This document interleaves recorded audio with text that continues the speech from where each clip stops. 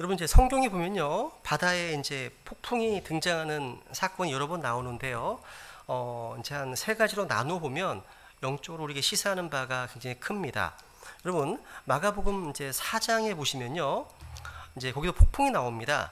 이 풍랑이 근데 주님의 말씀으로 즉시로 잔잔케 됩니다. 이것은 영적으로 우리의 구원에 적용할 수가 있습니다. 여러분 우리가 구원에 있어서만큼은요, 신속하게 응답하시는 아버지를 경험하게 됩니다. 그러니까 우리가 누가복음 15장에 보시면 탕자가 돌이켰을 때 아버지가 달려오시거든요. 성경에서 하나님의 신속하심을 보여주는 이런 그림이 많지가 않습니다. 근데 우리가 여러분 구원에 있어서만큼은 하나님께서 곧바로 응답하십니다. 구원에만큼은요. 여러분 우리가 구원받기 전에는요, 우리 안에 죄로 인한 맹렬한 폭풍우가 일어나고 있었습니다. 그것을 이사야서 57장에서는 내 하나님께서 이르시되 사악한 자에게는 평강이 없다 하시니라 말씀하십니다. 여러분 구원받기 이전에는요, 우리 마음이 더러움으로 가득하다고 말씀하고 있습니다. 진흙과 오물을 내고 있는 모습을 그리고 있습니다. 이렇게 죄의 문제로 신음하고 괴로워하던 자에게 주님께서 찾아오셔서 자신의 피로 평안을 주셨습니다. 우리가 예수 그리스도를 신뢰했던 바로 그날 밤, 주님께서는 말로 다 할 수 없는 커다란 기쁨과 평안을 주셨습니다. 두 번째 나오는 풍랑이 있는데 뭐냐, 이것은 요나서 1장에 나옵니다. 하나님께서는요, 요나에게 니느웨로 가서 회개의 말씀을 선포하라고 명령하셨죠. 근데 요나는 그곳이 아닌 다시스로 가다가 풍랑을 만나게 됩니다. 성경은 이 격렬한 폭풍우가 요나의 불순종 때문에 발생했다고 말씀해주고 있습니다. 이것은 요나가 하나님의 말씀에 불순종함으로 인해서 그 주님께 대한 그 징계로 발생한 풍랑이었습니다. 그래서 요나가 바닷속에 던져졌을 때 비로소 폭풍우가 그치게 되었습니다. 그죠? 근데 이것은요, 요나의 불순종과 타락으로 인해서, 이것은 항상요, 다른 누군가들을 그 풍랑 속으로 끌어들임을 보게 됩니다. 오늘날 코비드-19이라고 하는 이 바이러스의 풍랑이, 이 폭풍우가요, 혹시 라우디케아 교회들의 배교와 타락 때문에 주신 하나님의 심판이 아닌지 돌아보게 됩니다. 여러분, 나의 불순종 때문에 다른 누군가에게 내가 복이 아닌 뭔가 손실을 끼치고 있는 것은 아닌지, 또 나의 타락으로 인해서 이 세상 사람들이 고통을 받고 뭔가 손해를 보고 있는 것은 아닌지 한번 돌아보는 겁니다. 여러분 요나서 1장에 보시면요, 배 선장과 이교도들이요, 폭풍 가운데서 자신들의 거짓된 신들에게 부르짖고 있습니다. 살려달라고요. 그 당시 그때 하나님의 부름받은 요나는 뭘 하고 있었습니까? 그렇죠? 배의 선체 아래에서 잠을 자고 있었습니다. 여러분 때때로 구원받지 못한 세상 사람들, 이교도들이요, 구원의 필요가 있어서 자신의 거짓된 신들에게 부르짖고 있는데, 그때 구원받았다고 하고 참 하나님을 알고 있다고 주장하는 우리들은 혹시 잠을 자고 있는 것은 아닌지, 우리는 기도하고 있지 않고 복음을 위해서 수고하고 있지도 않은 모습은 아닌지 돌아봐야 되는 겁니다. 성경은요, 이 선장이 요나를 꾸짖습니다. 얘기하잖아요. 선장이 요나에게 오 잠자는 자여 어찌 된 일이냐, 꾸짖습니다. 지금 저는 이 말씀이 오늘날 세상이 교회를 꾸짖는 모습으로 다가옵니다. 오늘날 세상 사람들로부터 욕먹고 있잖아요. 기독교를 비판하잖아요. 꼭 그런 책망을 듣는 것 같은 느낌입니다. 그때 요나가 말합니다. 그죠? 요나는 이 폭풍우는 나 때문이라고. 나는 지극히 높으신 하나님의 종인데 하나님의 뜻을 거슬러 도망치고 있다고. 여러분 우리의 삶 가운데 일어나는 많은 풍랑과 폭풍우들은 이러한 불순종과 타락으로 인해서 오는 겁니다. 여러분이 경험했던 삶의 많은 폭풍도요, 돌이켜보면 하나님의 징계하시는 손길일 수 있다는 겁니다.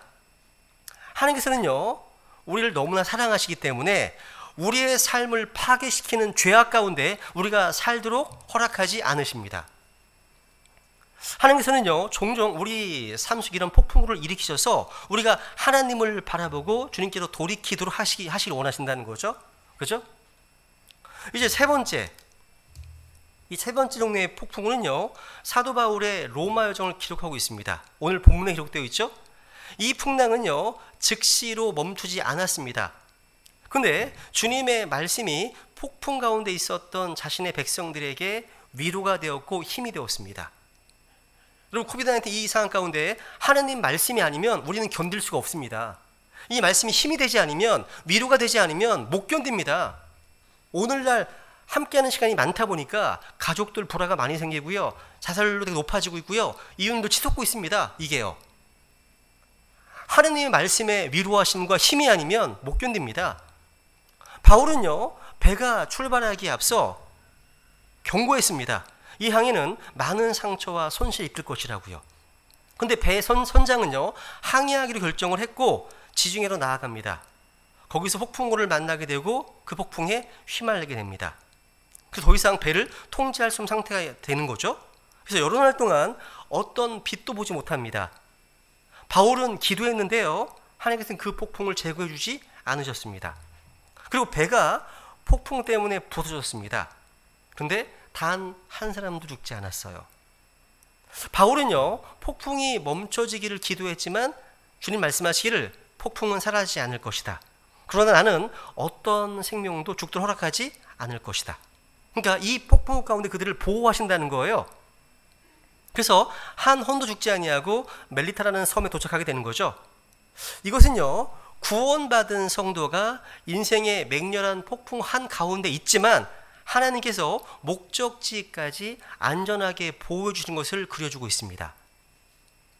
여러분, 우리 인생의 바다에는요, 이런 폭풍들이 끊이지 않습니다.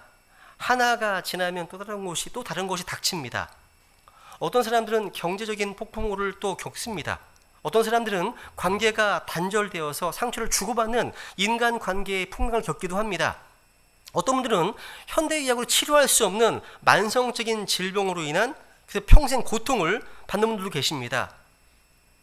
그러니까 이런저런 고통 가운데 어떤 육신의 연약함 가운데 계신 분들 많이 계시잖아요. 자녀 문제로 인한 폭풍우들, 또 고난과 핍박이라는 폭풍우들, 사랑하는 이와 헤어진 어떤 사별의 폭풍우들 있습니다. 근데 문제는 이런 폭풍우들이요, 아무런 예고 없이 다가온다는 사실이에요. 인생의 많은 폭풍들은요, 기대하지 않았던 때에 갑자기 들이닥쳐서 상처를 입히고는 호령이 떠나갑니다. 저는요, 바다야말로 우리 인생에 대한 적절한 상징이라고 생각합니다.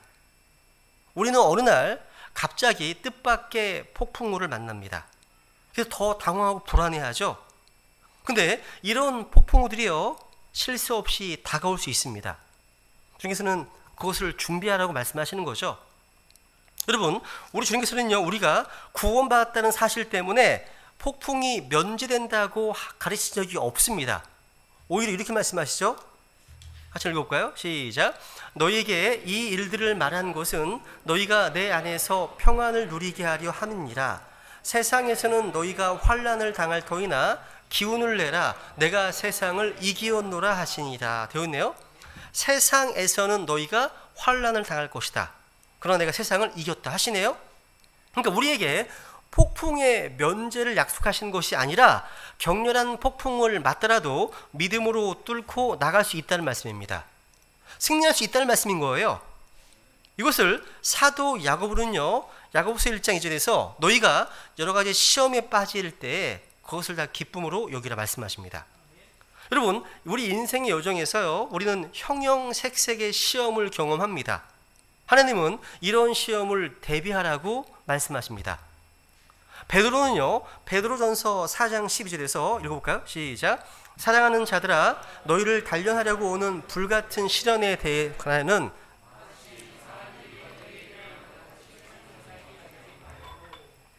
그러니까 불같은 시련에 대해서 이건 이상한 일이 아니다 말씀하시네요. 여러분, 우리에게는요, 평범한 시련도 있지만 불같은 시련도 있습니다. 근데 이런 불같은 시련을 경험할 때 이상히 생각하지 말라고 가르치고 있습니다. 그 때문에 변덕스러운 날씨와 같은 인생의 바다를 지나 항해하는 동안 폭풍이 올 것이라는 마음의 준비를 해야 됩니다. 지금 코비드-19 폭풍이 지나가고 있잖아요. 그죠? 여러분, 오늘 주님께서는요, 본문을 통해서 우리가 폭풍 가운데 있을 때 마치 이런 거죠. 우리가 어디로 가야 할지 혼란스럽고 방향 감각을 상실한 상황에서 뭔가 우리가 중요한 결정을 내릴 때 기억해야 될 주님의 말씀에 주목하기 원합니다. 그리고 다음 주에 이 폭풍 가운데 있을 때 우리가 어떻게 행동해야 되는지, 그러니까 폭풍 속에서 우리가 평안을 유지하는 비결이 무엇인지 제가 살펴보려고 하는 겁니다. 이게 오늘 이제 본문 사도행 27장에 보시면요, 로마의 카이사 황제 앞에서 재판을 받을 것을 요구한 바울이 이제 호송부대와 함께 로마로 떠나는 대장정에 이제 돌입합니다. 가이사라에서 이탈리아로의 로마로의 이송 과정은 아주 멀고도 험한 거리였습니다. 지도를 보시면요, 지중해를 동서로 가로질러 엄청나게 먼 거리를 배로 움직이는 것을 볼 수가 있어요. 그리고 도중에 몇 개의 섬을 지나서 로마로 도착하는 과정에서 폭풍을 만났기 때문에 참으로 힘든 여정의 연속이었다는 거죠. 베스토 총독하고요, 아그리파 왕은요, 바울의 청원대로 로마의 카이사르에게 보내어서 이제 최종 재판을 받게 했습니다. 한번 1절 보세요. 1절. 우리가 배 타고 이탈리아에 가기로 결정됨에 그들이 바울과 어떤 다른 죄수들을 아우구스투스 부대의 백부장인 율리오라 하는 사람에게 넘겨줍니다. 되어 있네요. 여러분, 바울은요, 다른 죄수들과 함께 로마로 이송하는 책임을 맡은 백부장 율리오라는 사람의 손에 넘겨졌습니다. 바울은요, 다른 흉악범들과 같은 죄수의 신분에 불과했어요. 이런 죄수들 가운데 거룩한 하나님의 사람이 타고 있다는 사실을 누가 알겠습니까?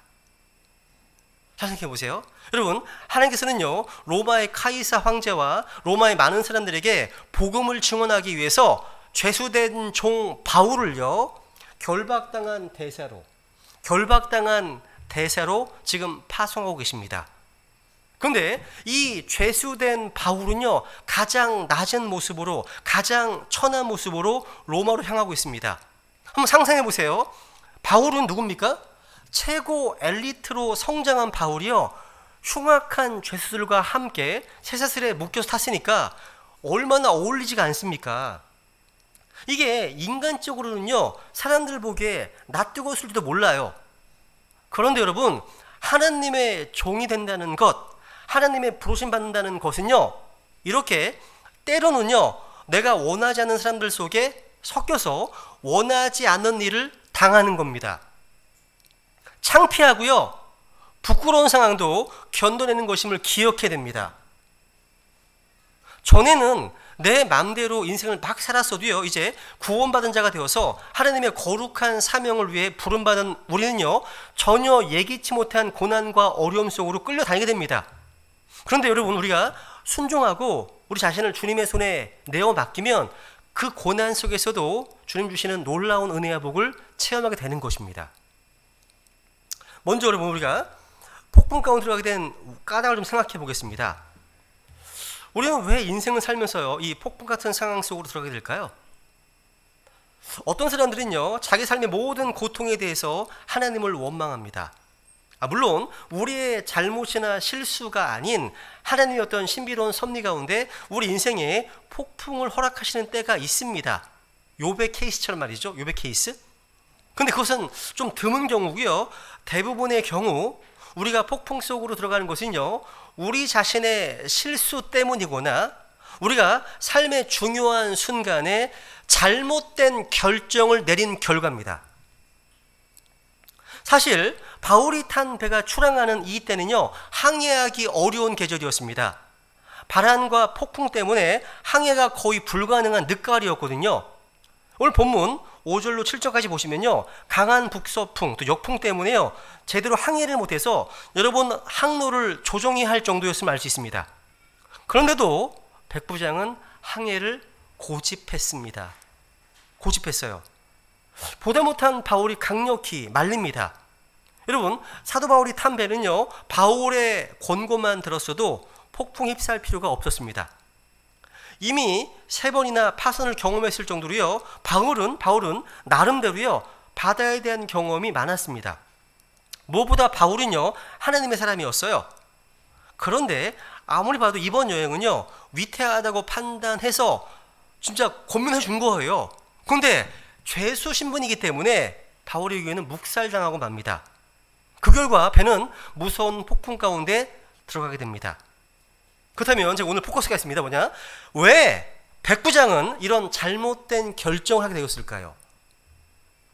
몇 가지 이유가 있는데요. 이것을 이제 보면 우리가 앞으로 인생의 중요한 결정을 내리는데 커다란 도움이 될 겁니다. 첫 번째로요. 오늘 본문에 성경 신자들이라면 아주 익숙한 지명이 나옵니다. 그죠? 바로 알렉산드리아라고 하는 흥미로운 지명이에요. 여러분, 우리 인생의 중요한 결정들 가운데 구원 다음으로 가장 중요한 선택, 결정은 성경 문제입니다. 어떤 성경인가? 라고 하는 성경 문제에 대한 결정일 겁니다. 우리가 성경을 통해서 이 지명에 대해서 확실하게 알고 나면 우리가 어떤 성경을 보아야 하는지 결정에서 깨닫게 됩니다. 여기 사도행전 27장 6절에 보면요, 한번 읽어볼까요? 6절 시작. 거기서 백부장이 이탈리아로 항해 중인 알렉산드리아의 배를 만나 우리를 그 안에 태우니라. 꼭 기억해 주세요. 따라해보세요. 알렉산드리아. 야, 여러분, 제가 잠깐 성경 필사본의 종류에 대해서 한번 설명해 보겠습니다. 현존하는 성경 필사본의 대부분은요, 두 종류의 계열로 나뉩니다. 일반적으로 이집트의 알렉산드리아 계열이고, 또 한 가지가 시리아의 안티옥이라는 도시에 의해서 대표됩니다. 그러니까 이집트 알렉산드리아 계열과 시리아의 안티옥 계열이 있습니다. 필사본이 이렇게 두 개의 계열로 나뉘는 것처럼 성경도 단지 두 종류의 성경만 존재합니다. 즉, 하나님의 성경과 마귀가 부패시킨 성경들이 존재한다는 것입니다. 또 성경에 대한 견해, 성경관, 관점도 단지 두 가지 견해가 존재합니다. 전적으로 성경이 모호하고 완전하다는 견해가 있고, 아니면 모호하지 않고 불완전해 라고 하는 견해가 있습니다. 둘 중 하나입니다. 여러분, 이 두 종류의 성경은요, 중동 지역의 서로 다른 장소들에서 발원했습니다. 소스가 거기에요. 이집트의 알렉산드리아와 시리아의 안티옥이 그곳입니다. 여러분, 어떤 장소가 우리에게 완전한 성경과 정확한 성경관을 주는지, 어떤 장소가 우리에게 마귀가 부패신 성경과 정확하지 않은 성경관을 주는가를 식별하는 것은 어렵지 않습니다. 쉽습니다. 왜냐하면 우리가 믿고 실행하는 모든 문제에 있어서 최종 권위로 성경을 믿기 때문입니다. 우리는 이 성경을 통해서 하나님께서 이집트의 알렉산드리아를 어떻게 보시는지, 시리아의 안독을 어떻게 생각하시는지 발견해내면 되기 때문입니다. 어렵지가 않아요. 우리는 이제 본문에 나오는 알렉산드리아가 사도행전에서만 4번 언급되어 있습니다. 근데 4번 모두가 다 부정적으로 나쁘게 언급되었음을 알게 됩니다. 제일 처음 나오는 게요, 사도행전 6장 9절입니다. 여기 보시면 알렉산드리아 사람, 거기에서 어떤 자들이 일어나서 스테반과 논쟁을 벌입니다. 하나님의 사람은 스테반과 더불어서 변론하고 논쟁을 벌인 사람들, 그리고 스테반을 죽였던 무리들 가운데 알렉산드리아로부터 온 유다인들이 있었습니다. 첫 번째 관주입니다. 두 번째, 알렉산드리아 두 번째 언급은 사도행전 18장 24절에 있습니다. 읽어볼까요? 시작. 알렉산드리아에서 태어난 아볼로라 하는 어떤 유대인이 에베소에 이르렀는데 그는 말을 잘하고 성경 기록들에 능통하더라. 되어 있네요. 여러분, 여기서 우리는 영적으로 아주 열심히 있었지만 복음에 관해서는 잘못 알고 있었던 아볼로라고 하는 알렉산드리아에서 태어난 유대인을 발견하게 됩니다. 그러니까 이 아볼로는요, 구원받지 못한 채 열심히 있었던 그런 사람이었거든요. 그러니까 두 번째 언급된 곳에서도요, 알렉산드리아는 여전히 잘못된 교리와 관련된 언급되어 있습니다. 그리고 이 알렉산드리아에 대해서 세 번째, 네 번째는요, 오늘 본문 사도행 27장과 28장에 언급되어 있습니다. 바울은요, 알렉산드리아로부터 온 배를 타고 결국 죽음에 이르는 로마로의 여정을 가게 된 겁니다. 오늘 본문은 11절에 6절에 나와 있죠. 그리고 이 로마로 항해하는 도중에 바울이 탄 배는요, 폭풍으로 가라앉게 됩니다. 그리고 멜리타라는 섬에 이제 석 달을 보낸 후에 또 다른 배를 타고 죽음을 향한 길로 보내지는데, 바울을 죽음으로 몰고 갈 이 두 번째 배는 또 어디서부터 왔을까요? 또 알렉산드리아의 배를 타고 떠납니다. 둘 다 알렉산드리아 배.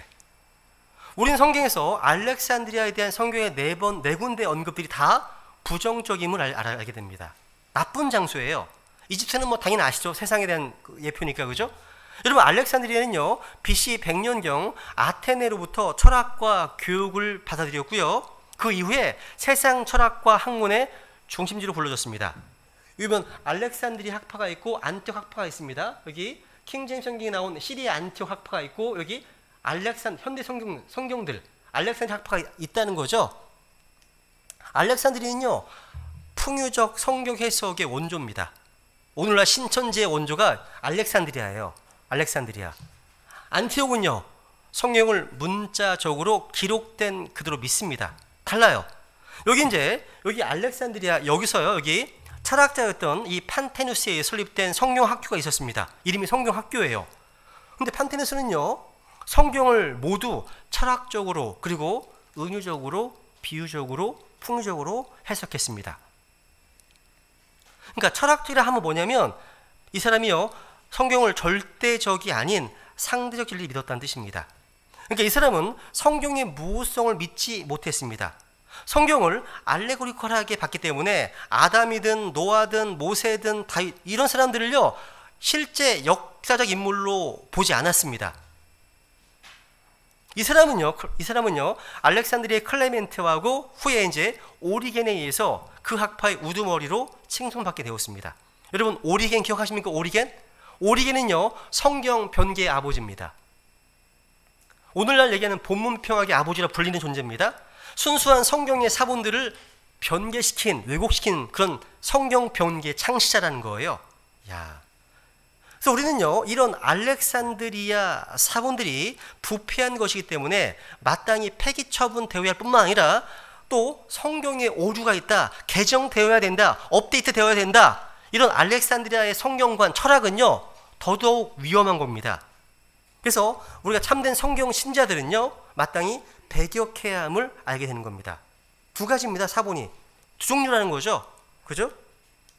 마찬가지예요. 이렇게 여기서 쭉 알렉산드리아에서 오늘날 성경들이 나왔고요, 안티옥에서 킹제임스 성경이 나온 거죠. 그죠? 이렇게 신약 성경의 알렉산드리아라는 지명은요, 안티옥이라는 지명과는 반대로 언제나 부정적인 의미로 쓰이고 있습니다.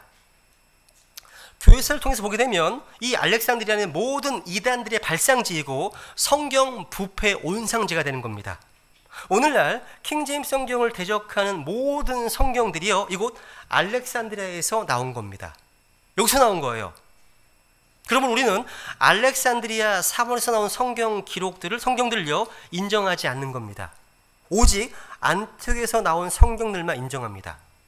그래서 안티옥은요, 성경을 찾아보시면 처음으로 그리스도인이라고 불렸던 그런 안티옥 교회가 있었죠. 하나님 기뻐하시는 곳입니다. 우리 신약 교회의 영적 수도 같은 곳입니다. 안티옥은요, 이 안티옥은 신약 교회의 중심지, 본거지로 하나님이 선택하신 곳입니다. 안티옥까지 제가 언급하진 않겠습니다. 우리는 이로써요, 우리 인생의 중요한 결정으로 어떤 성경인가, 이 성경을 선택할 때 알렉산드리아에서 나온 성경이 아닌 안티옥에서 나온 킹제임스 성경을 하나님의 완전한 말씀으로 믿고 받아들이는 것입니다. 두 번째, 우리가 이제 인생의 중요한 결정을 내리는데 전문가의 말을 너무 의지하지 마세요. 따라해 보세요. 전문가의 말을 너무 의존하지 말자. 여러분, 사도행전 27장 11절에 보시면 바울의 경고에도 이렇게 얘기하잖아요. 그죠? 우리 읽어볼까요? 10절 11절 시작. 그들에게 이르되 선생들아 내가 보니 이번 항해에서는 짐과 배뿐만 아니라 우리 생명도 다치게 되고 많은 손실이 있으리라 하되, 바울이 얘기했습니다. 그럼에도 불구하고 백부장은 배 선장과 선주의 말을 바울이 말한 그것들보다 더 믿더라 되어 있어요. 그러니까 바울의 경고와 권고에도 불구하고 백부장은요 선장과 선주의 말을 더 믿었습니다. 즉 하나님의 사람을 통해서 전달된 하나님의 말씀보다 전문가의 말을 더 믿었다는 얘기입니다.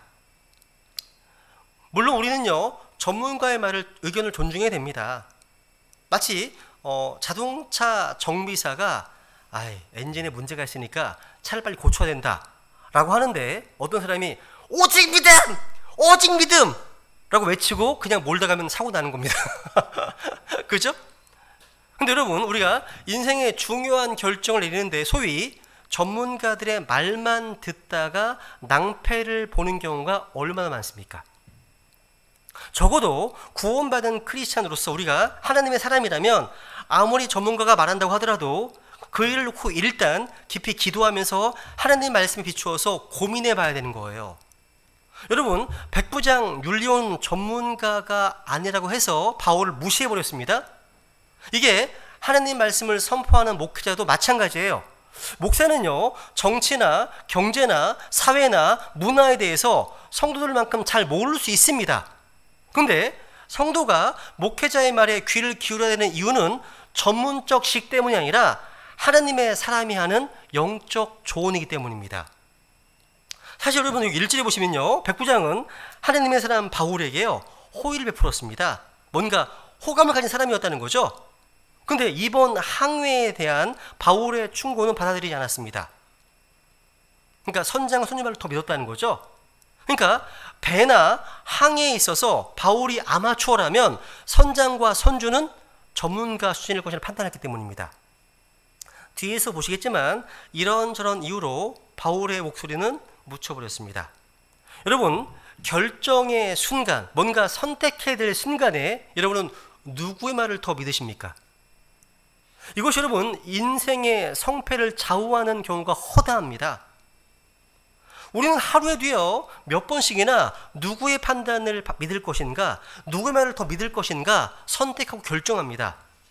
때로 사업을 하는 데 있어서 투자자들의 말은 목회자의 말보다 훨씬 더 신뢰가 갑니다.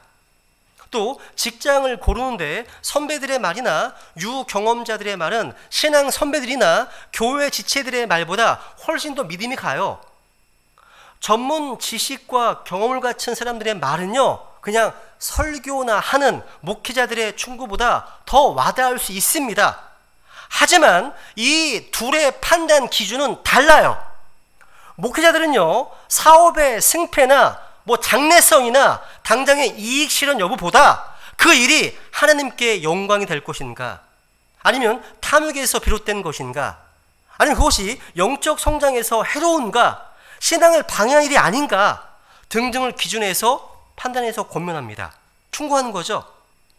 다른 모든 사람들이 다 좋을 것 같다고, 이건 연봉 수입이 많을 것 같다고, 그런데 그 일이 믿음을 해치고 영적 생활을 방해할 것 같으면 그 일을 하지 말라고 권면합니다.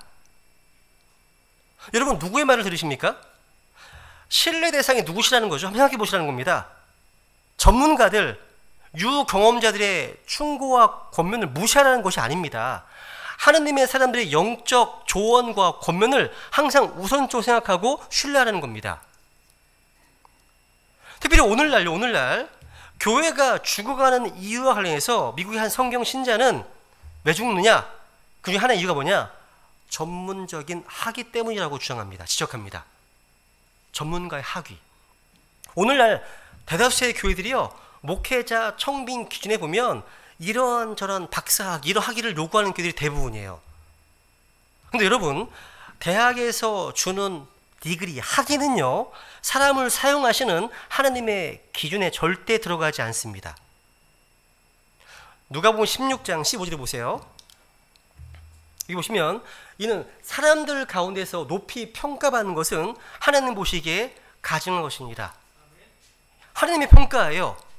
심지어 하나님은 시편 62편 9절에서 이렇게 경고하십니다. 시편 60편 9절에 보시면 참으로 지위가 낮은 자들은 헛되며 지위가 높은 자들은 거짓되니 저울이 달면 그들을 다 더해도 허무보다 가볍도다. 여기 보시면 지위가 높은 자가 영어로 보시면 man of high degree, 박사학위, 닥터 디그리, 석사학위, 마스터 디그리 막 얘기하잖아요. 디그리입니다. high degree, lie, 거짓이라고 말씀하시네요. 저의 평가가 아니에요. 오늘날 많은 교회들이요, 하나님의 재단 앞으로 나아가기보다 먼저 대학의 감으로 해서 이런 전문적인 학위 때문에 죽어가고 있다는 거예요. 이게 여러분, 성경에서요 학자가 영어로 뭐죠? 스칼라입니다. 스칼라입니다. 이 학자 스칼라에 대한 하나님의 평가가 말라기 2장에 잘 나와 있어요. 주님께서는요 말라기 2장에 보시면 8절 읽습니다. 시작. 그러나 너희가 그 길에서 떠나 많은 사람을 율법에 걸려 넘어지게 하고 레위의 언약을 썩게 하였느니라 만군의 주가 말하노라. 그 다음에 이 일을 행하는 자가 선생이나 배우는 자나 혹은 만군의 주께 헌물을 드리는 자라도 주께서 야곱 형막들 가운데서 그 사람을 끄집어내어 끊으시리라 말씀하시네요. 그러니까 하나님의 말씀을 corrupt, 썩게 한다, 부패시키는 것, 그죠? 많은 사람들 걸려 넘어지게 하고 언약을 부패시키는 자라고 얘기하네요. 주님께서 마스터나 스칼라를 이렇게 말씀하시는 거예요. 여러분, 이 스칼라는 단어가요 영어 킹제임스 성경에서 학자가는 배우는 자로 번역되어 있죠. 이 당시에 스칼라의 의미가 이렇습니다. 역대상 25장 7절 8절에 보시면 거기 티처, 선생과 대조에서 스칼라가 나와요. 그러니까 배우는 자로 언급되어 있어 정의되고 있습니다. 근데 말라기 2장에서는 성경을 부패시키는 자로서 이 스칼라가 언급되어 있으면 참 흥미롭습니다. 이것이 오늘날 스칼라들, 학자들이 신구약 성경을 부패한 역본으로 새롭게 계속 만들어내고 있는 것과 무관해 보이지 않거든요. 이게요. 이게 좋은 게 아닙니다. 여러분, 하나님께서요 이러한 사람들에게, 높은 학의 사람들에게 진리를 계시해 주실까요? 아닙니다. 이사야서 66장 2절을 보세요. 보시면 오직 나는 이런 사람, 곧 가난하고 통해하는 영을 가진 자, 그 다음 내 말에 떠는 자를 보살피겠다 하십니다. 여러분, 만약 우리가 하나님의 말씀에 두려워 떤다면 주님께서 우리에게 무언가를 계속 계시해 주실 겁니다. 만약 주님의 말씀에 떨지 않는다면 제 아무리 철학 박사든 신학 박사든 간에 박사학위를 수십 개 가졌다 하더라도 지식의 말씀들에서 다 숨겨지는 겁니다. 다 가려지는 겁니다. 깨닫지 못하는 겁니다. 그냥 맨날 무슨 학자가 이렇게 얘기했다, 해석이 어떠다 이런 얘기 하는 겁니다. 성경을 보고 판단하는 게 아니라. 그죠? 더더군다나 오늘 본문에 보시면요, 우린 전문가들의 잘못된 동기를 파악해야 돼요. 우리가 중요한 결정을 내리기 전에 전문가들의 자문을 구하는 것 자체가 나쁜 건 아니에요. 아닙니다. 로마 109장이요 선장과 선주에게 자문을 구했던 것은요 항해에 관해서는 그들이 제일 잘 알고 있기 때문입니다. 근데 그가 몰랐던 게 하나 있어요. 그것은 소위 전문가들이라고 하는 선장과 선주의 숨은 동기입니다. 109장은 그걸 짚어내지 못했습니다. 이들은요 어떻게 해서든지 간에 배를 이용해서 돈을 벌려고 했던 사람들입니다. 배를 항구에 메워두면 메워둘수록 이익이 줄어들어요. 그래서 한시라도 빨리 이 항해를 해치우고 다음 손님을 받고 싶었을 겁니다. 무슨 말입니까? 하나님의 사람의 조언이 그 탐욕 때문에 거부된 겁니다.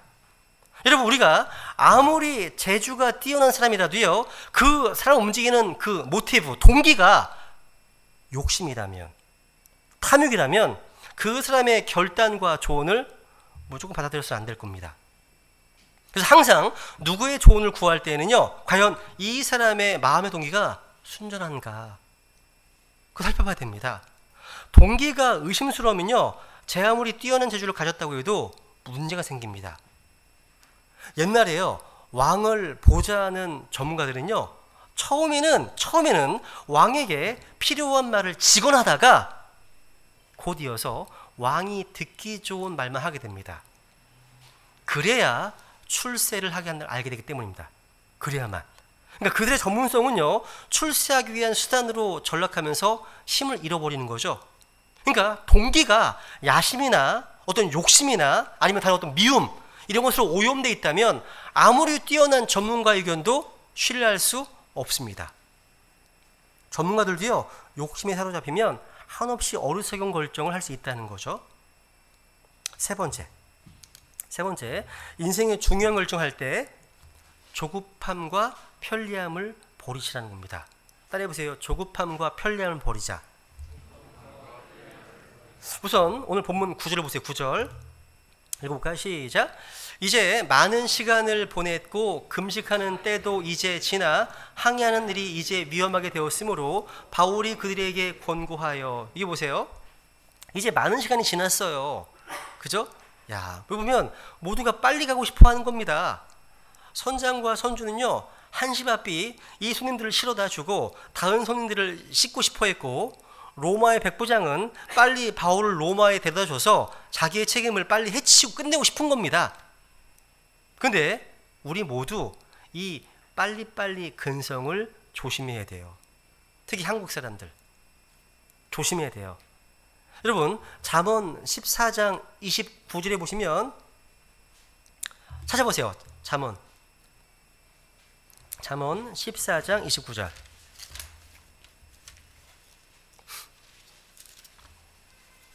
잠언 14장 29절 같이 읽습니다. 시작. 진노하기를 더디하는 자는 큰 명철이 있으나 영이 조급한 자는 어리석음을 높이니라. 영이 조급한 자는 어리석음을 높인다고 되어 있네요. 잠언 29장 보세요. 29장 20절 뒤에 29장 20절. 내가 말이 조급한 사람을 보느냐, 그보다는 어리석은 자에게 더 소망이 있느니라 되어 있네요. 그러니까 조급한 자는요, 하나님 보시기에 어리석다고 말씀하시네요. 조급함은요, 어리석음을 나타내는 결과입니다. 생각이 조급하든 말이 조급하든 영이 조급하든 간에 조급한 것은 성령의 역사가 아닙니다. 조급한 자에게는요, 아무것도 기대할 것이 없다는 얘기예요. 여러분, 우리 인생에서요, 중요한 문제를 결정할 때 뭔가 지나친 시간의 압박을 받으면 많은 경우 두고두고 후회할 일이 생깁니다. 여러분, 나이가 꽤 있는 자매가 있었습니다. 정말 사랑하는 사람이 있었는데 집안의 반대로 결혼이 무산되어 버렸네요. 그래서 깊은 상처가 됐습니다. 그런데 그 해에 그 자매의 남은 미혼 친구들이 다 결혼했습니다. 자기도 올해 안에 아무하고든 반드시 결혼해야 한다, 이런 강박관념에 사로잡힌 그 자매는 진짜 아무하고 결혼하고 말았습니다. 아무하거나 하고. 그리고 그 결과 너무 큰 고통으로 이어졌습니다. 여러분, 시간이 없는데 빨리 해야 되는데 이런 조바심이 항상 악수를 두게 하고 부실 공세를 낳습니다. 여러분이 정말 중요한 말을 할 때는요, 수만 번 고르고 기도한 뒤에 말하세요. 여러분, 중요한 결정을 할 때에는요, 21번 고르시라는 거죠. 깊이 생각해보고 기도한 후에 결정하시라는 겁니다. 소중한 것일수록, 중대한 일일수록요, 시간이 걸려 이루어집니다. 사람도요, 뭔가 급조하면 반드시 뒤끝이 좋지 않습니다. 결혼도 비즈니스도 목표도 다 마찬가지예요. 여러분, 달리는 기차에서는 별을 제대로 볼 수 없습니다, 이런 말이 있잖아요. 우리의 무분별한 스피드가요, 우리가 탄 배를 폭풍 속으로 몰고 갈 수 있다는 겁니다. 속도 이상으로 중요한 것은 방향이 있잖아요. 방향. 그죠? 12절에 보시면 같이 읽습니다. 시작. 또 그 항구가 겨울을 나기에 불편하므로 거기서 떠나 어찌하든지 베니가까지 가서 거기서 겨울을 나자고 권고하는 자가 또 많다. 잘 보세요. 그러니까 항구가 겨울을 나기에 뭐하다고요? 불편함으로. 이 표현 주목해보세요. 불편함으로. 다시 말해서 이들은요, 조금의 불편도 감수하기 싫었어요. 그래도 여러분, 폭풍보다는 나았을 텐데 오늘날 현대 사회의 위험은 뭐냐면 다들 너무나 편한 곳에만 찾는다는 데 있습니다. 편한 것, 편리한 것. 그래서 귀찮은 일, 힘든 일은 안 하려고 하고요, 잠시도 뭔가 안 기다리려고 합니다. 예를 들어서요, 찾아가서 말하기 귀찮으니까 바로 옆에 있는 동료들에게도요, 간단하게 카톡이나 이메일이나 메신저로 보내버립니다. 옆에 있는데. 그리고 조금 기다렸다가 생각해보고 얘기해야 될 것도요, 바로 휴대폰 가지고 다 말해버리는 거예요. 야, 그러니까 천천히 사는 어떤 그런 여유로움이 없어요. 그 지혜가 없는 겁니다. 여러분, 근데 그런 편의주의적인 사고방식이 나중에 큰 화를 자초하는 수가 있습니다. 여러분, 나 편하려고 라면 같은 인스턴트 음식만 먹고 살다가 그것도 제때 먹지 않다가 나중에 큰 병 걸릴 수 있는 겁니다. 먹는 거 잘 먹으셔야죠. 그죠? 지금 조금 불편하고 힘들더라도요, 정도를 걸어야지. 정도를 걸어야지 편법을 쓰고 쉽게 가려고 하면 나중에 더 큰 어려움을 겪게 되는 겁니다. 네 번째, 우리가 인생의 중요결정을 내림에 있어요, 다수가 항상 옳은 것은 아님을 기억하십시오. 따라해보세요. 다수가 항상 옳지 않다. 여기 사도행 27장 12절 보세요. 12절 보시면 또 그 항구가 겨울을 나기에 불편하므로 거기서 떠나 어찌하든지 베니게까지 가서 거기서 겨울을 나자고 권고하는 자가 더 많더라. 더 많더라라고 되어 있네요. 그러니까 다수가 결정했으니까 따라가는 거죠. 이게 뭐예요? 민주주의의 원리입니다. 우리는 민주주의 정치 체제에 살아서 그런지 지나칠 정도로 민주주의를 숭상합니다. 근데 교회는요, 민주주의가 아니라 신정주의로 움직이는 곳입니다. 신정주의. 여러분, 광야에서 그렇게 모세의 속을 썩이면서 이집트로 돌아가자 라고 한 것도 다수였고, 가나안을 포기하자 한 것도 다수였습니다. 예수님 십자가에 못 박은 것도 모두 다수였습니다. 히틀러를 독일의 리더로 선택한 것도 독일 국민 다수의 투표였습니다. 아르헨티나가 국가 부도가 날 정도로 경제 파탄이 난 것도 이를 복지만을 요구한 다수 국민들의 비위를 정부가 계속 맞췄기 때문입니다. 여러분, 다수가 항상 옳은 게 아니에요. 여러분, 다수가 말한다고 해서 내 인생의 중요한 결정을 생각 없이 함부로 하지 마십시오. 물론 현명한 사람들의 자문을 구하는 것은 필요해요. 그죠? 때로는 이 사람을 물어보고 그럴 수가 있습니다. 근데 그런 일 하기 전에 먼저 혼자 깊이 기도하고 말씀 앞에 엎드려 고민하고 주님의 인도하심을 구의하는 게 먼저라는 겁니다. 그게 먼저라는 거예요. 그 결과 수백만 명의 사람들이 다 그 길로 간다 하더라도 나는 가지 않아야 될 때가 있다는 거예요. 다른 사람들이 다 한다고 해서 그것이 그릇된 길인 줄 알면서도 가는 경우가 얼마나 많습니까? 다 그렇게 하는데 뭐, 다 그렇게 뭐 애인 있는데 뭐, 부부들이 이런 것이죠. 그죠? 아닙니다. 우리 성경 신자들은요, 때론 사람들에게 욕을 먹고 핍박을 받으면서도요, 외롭게 하나님의 말씀만 붙잡고 걸어가야 될 때가 있는 겁니다. 우리는요. 최근에 여러분, 낙태와 관련된 정부의 입법 예고안이 소개되었잖아요. 제가 수요일로 말씀드렸었는데요. 오늘날 현재 우리나라 형법과 모자보건법에는요, 낙태가 죄입니다. 죄예요. 근데 헌법재판소에서 이 불합치 결정을 내려버렸죠. 그래서 정부에서 입법 예고안을 냈는데 내용이 뭐냐면 거의 낙태 허용입니다. 그냥 이름만 폐지 낙태죄가 있는 것 뿐이지 실제 우리나라는요, 낙태가 12주 안에 대부분 다 이루어집니다. 네, 14주까지는요 전면 허용입니다. 그리고 24주까지도요, 24주면 거의 6개월 정도 되잖아요. 애기가 발로 차고 막 그런 정상적인 상태거든요. 근데 24주도요, 경제적으로 어렵다 하면 조건부 허용하는 겁니다. 이게요. 이게 말이 됩니까? 어머니의 태에 속에서 그 아이를 빚으시는 분 하나님이십니다. 근데 그걸 인간이 죽인다? 하나님과 정령으로 대적하는 겁니다. 이게요. 여러분, 2010년도 통계가 있더라고요. 우리나라가 한 해 낙태 건수가 16만 8,738건이랍니다. 근데 우리나라 낙태가 죄이기 때문에 음성적인 거 다 합치면 전 세계 1등입니다. 거의 100만 건 넘어갑니다. 추정하기를요. 어마어마해요. 한 해 100만 건이 죽습니다. 코로나 이거면 아무것도 아닌 거예요. 진짜 아무것도 아닌 겁니다. 100만 명의 생명이 죽습니다.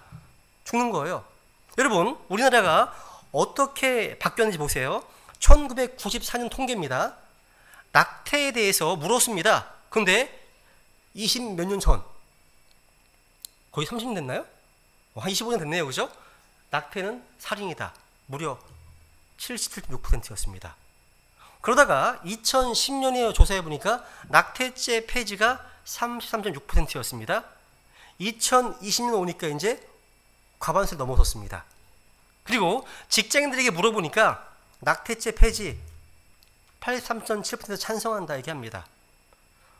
오늘날 OECD 국가 가운데요, 낙태죄를 허용하는 나라가 30개국인데 우리나라 불가였죠. 그리고 임신을 요청했을 때 허용하는 나라가 17개국인데 우리나라 불가였습니다. 여러분, 여성의 선택권보다 힘없는 아이의 생명권이 훨씬 더 중요한 거 아닙니까? 이건 비교가 불가한 거예요. 잠언에 보시면요, 무제한 피를 흘리는 자 주님 미워하십니다. 무제한 피 흘리는 자 주님 미워하신다고 되어 있죠? 그죠? 하나님 미워하십니다. 잠언 6장 7절 말씀하십니다. 여러분, 미국의 성경 신자가 이런 전도지를 만듭니다. 낙태는 우리 민족의 죄입니다. 하나님은 자녀를 죽이는 민족을 축복하지 않으십니다. 이런 전도지가 있어요. 그러면서 낙태는요, 예레미야 1장 5절 얘기를 하면서 낙태는 의료 어떤 수술, 의료 뭐 절차가 아니라 머더, 고의적인 살인이다 얘기를 합니다. 하면서 예레미야 1장 5절 말씀 인용합니다. 내가 너를 형성하기 전에 한번 말씀, 그러니까 엄마 뱃속에 있는 생명도 생명입니다. 성경에는 그 생명을요, child라 말씀해요. child. 아이예요, 아이. 뱃속에 있는 아이란 얘기예요. 근데 예전에 로널드 레이건 미국 대통령이 이런 말 한 적이 있어요. 낙태를 찬성하는 모든 사람은 이미 태어난 자들이에요. 태어난 자들. 이미 태어난 자들이요, 태어나지 않은 자를 죽이려고 하는 거죠. 재밌습니다. 그래서 하는 말이, 의학도들은요, 사람을 살려야지 죽여서는 안 된다 이런 얘기 합니다. 저는 의사 선생님들 가운데 가장 불행한 분들이 나는 산부인과 의사 선생님이 아닐까 싶어요. 그게 가능한가요? 의사분들도 혹시 나 아이 죽일 수 없습니다 이렇게 양심적으로 거부할 수 있는 건 있을지 모르겠어요. 근데 낙태죄가 합법화되면 그게 법을 위반하게 될 거 아닙니까? 그죠? 그걸 위반하는 거죠. 낙태 합법인데 거부하면, 동성애가 합법화되는데 그걸 거부하면 처벌되잖아요. 다 연관되는 겁니다, 이게 지금.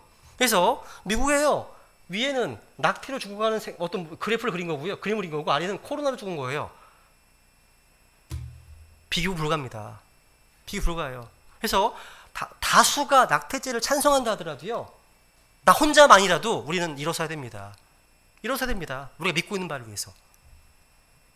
여러분, 낙태가 합법화되면 아이들에게 가르치는 겁니다. 생명은 진짜 값싼 거야. 생명, 경치, 풍조를 가르칠 수밖에 없어요.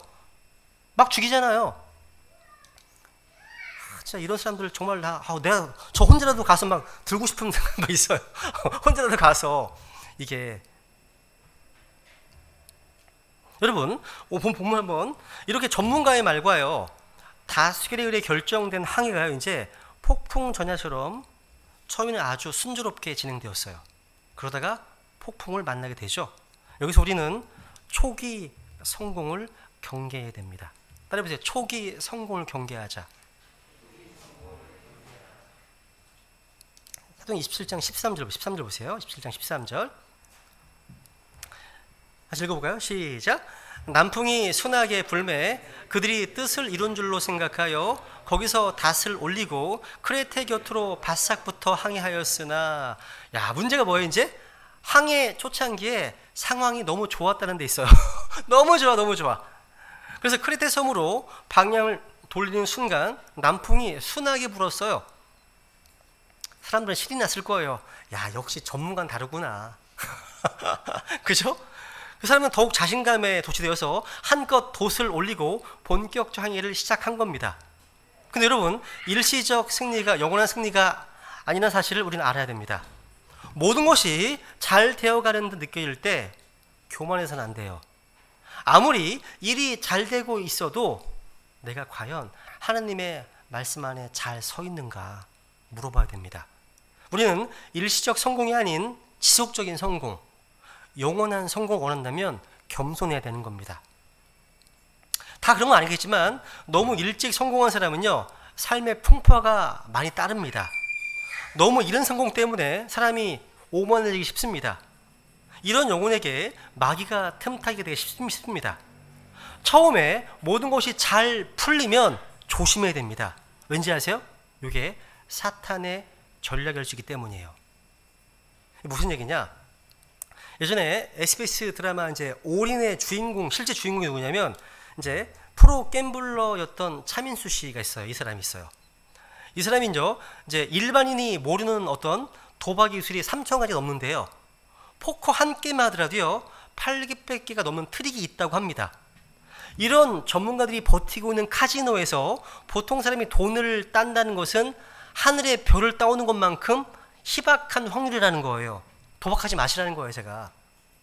여러분, 라스베가스 아시죠? 그죠?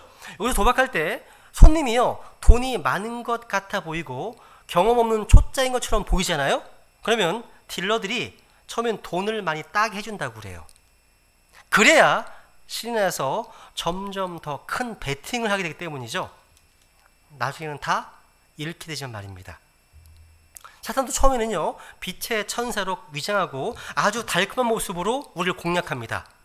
집을 나간 탕자도요, 돈이 떨어지기 전까지는요, 사는 게 너무 신나고 좋았어요. 근데 돈이 떨어지는 그 순간 이용 가치가 떨어진 그를 세상은 가차없이 버렸습니다. 그러니까 초반에 승리에 너무나 도취되어서 오버하지 말라는 거죠. 왜? 그 뒤에 폭풍이 몰려오고 있을지 모르기 때문입니다. 자, 이렇게 백부장은요, 출항을 명령했고 크레데 섬의 해안을 따라 항해를 이제 하게 되었는데 얼마 지나지 않아서 유로 클로든이라고 하는 폭풍이 일어났다는 사실이죠. 배는 폭풍에 휘말렸고 이제는 바람과 파도에 밀려가는 대로 둘 수밖에 없었습니다. 야, 우리 인생에서 얼마나 자주 이런 폭풍우를 만나는지 모릅니다. 분명히 더 나은 환경, 또 더 나은 무언가를 얻고자 시도한 일이 출발을 하자마자 곧바로 거친 풍랑에 밀려서 표류하는 일이 남에게만은 아니라는 거죠. 그죠?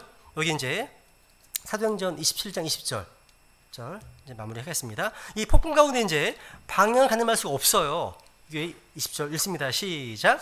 여러 날 동안 해도 별도 보이지 아니하고 작지 않은 폭풍이 우리를 덮침에 우리가 구원받으라는 모든 희망이 그때에 사라졌더라 되어 있네요. 그러니까 폭풍이 극심하니까 여러 날 동안 해와 별이 보이지 않았다는 것, 이게 칠흑같이 캄캄한 채로 며칠을 보냈다는 얘기입니다. 와, 그것도요, 앞뒤 좌우로 배가 추풍 낙엽처럼 막 파도에 휩쓸려 흔들린 상태로 말입니다. 와, 이거 절망이죠. 우리나라 역대 태풍 가운데 가장 큰 피해를 입혔다는 손꼽히는 게 아마 태풍 매미라고 합니다. 태풍이 한반도를 강타하는 순간 우리가 바다 한가운데 배 안에 있다면 어떻겠습니까? 근데 그런 상황이 며칠이나 가는 거예요. 와, 상상만 해도 끔찍할 겁니다. 끔찍한 일이죠. 여기 해와 별이 안 보인다는 거, 이건 한마디로 방향 감각을 상실했다는 뜻이에요. 이 당시 오늘과 같이 관제장비, 전자장비 이게 없었기 때문에 선원들은요, 해와 달과 별자리를 보고서 방향을 잡아 항해했습니다. 많은 경우에 우리의 삶이요, 폭풍 속에 들어가게 되면 미래에 대한 방향 감각을 상실하고 맙니다. 현재의 어려움보다 더 마음을 어렵게 하는 게 뭡니까? 앞으로도 상황이 더 나아지지 않을 거라는 사실, 아니 더 나쁘게 될 수 있다는 불안감, 그럼 도대체 어디로 가야 할지 모르겠다는 무력함일 겁니다. 이 코로나19 사태가 무서운 이유 중 하나가 영적인 충격뿐만 아니라 이로 인해서 앞으로 몰려올 엄청난 경제적 충격도 크기 때문이에요. 수많은 사람이 직장을 잃게 될 것이고 어쩌면 IMF보다 더한 경제적 위기도 몰려올지 모른다는 두려움, 그런 불안감에 사람들이 어쩔 줄 몰라 하고 있습니다. 혹시 지금 내가 폭풍에 휩쓸려서 여러 날 동안 해도 별도 보이지 않고 이런 방향감을 상실한 상태이지 않으십니까? 마지막 구절 보세요. 사도행전 27장 14, 15절 읽어볼까요? 시작. 얼마 지나지 않아 유로클로든이라는 폭풍이 일어 그것을 대적함에 배가 휘말려서 바람을 뚫고 나아갈 수 없으므로 바람이 몰고 가게 하니라. 여기서 우리는 인생이 무엇인가를 배우게 됩니다. 인생은요, 내가 가고 싶은 대로 가는 게 아니라 가는 대로 가는 겁니다. 끌려간다고 하는 거 정확할 겁니다. 돈이 있고 머리도 좋고 배경 좋은 사람들은 자기 인생을 자기가 끌고 간다고 생각합니다. 근데 그게 생각대로 잘 되지 않습니다. 분명히 안 죽어도 되는데 죽고, 안 아파도 되는데 아프고, 떨어지면 안 되는 시험에 떨어지고, 사람들이 다 자기를 좋아해 주는 줄 알았는데 뒤에서 내 험담하는 사람들이 부지기습니다. 왜 나만 이러지? 생각하지만 다 그렇습니다. 인간의 오만은요, 자신의 인생을 자신이 끌고 간다고 믿는 겁니다. 이런 생각은요, 오래 할수록 괴롭습니다. 자기만 괴로워요. 그래서 교만을 버리고 주제 파악을 빨리 하고 하나님 앞으로 돌아와야 됩니다. 돌아와야 되는 거죠. 여러분, 솔직히 말해보죠. 우리 인생은 유로클로든 그 광풍을 만난 배처럼 할 수 없이 끌려가고 있지 않습니까? 이런 때 어떻게 될까요? 배에서 구르고 쓰러지고 파선의 위기에 놓인 순간 우리 뭘 해야 될까요? 결론입니다. 같이 읽습니다. 시작. 배로 바다에 내려가는 자들과 큰 물에서 사업을 하는 자들, 곧 이들은 주께서 행하신 일들과 깊음 속에 있는 그분의 이적들을 보나니 명령하사 폭풍을 일으키심에 그곳이 자기의 파도들을 높이 일으키는도다. 그들이 하늘로 솟구쳤다가 다시 깊음들로 내려가니 고난으로 인하여 그들의 혼이 녹는도다. 그들이 이리저리 구르고 술 취한 사람처럼 비틀거리며 어찌할 바를 모르는도다. 그때 그들이 고난 중에 주께 부르짖음에 그분께서 그들의 고통에서 데리고 나오시며 폭풍을 고요하게 하심으로 그곳의 파도들이 잔잔하게 되는도다. 파도들이 조용하므로 그때 그들이 즐거워하나니 이처럼 그분께서 그들이 원하는 항구로 그들을 데려가시는 도다. 아멘. 여러분, 하늘에서 해를 비춰주시고 비를 내리시는 분이 주님이십니다. 마찬가지로 바다에 바람과 폭풍우를 일으키는 분도 주님이십니다. 그리고 잔잔케 하시는 분도 주님이십니다. 원하는 항구로 인도하시는 분도 주님이십니다. 우리 인생 항해 역시 동일합니다.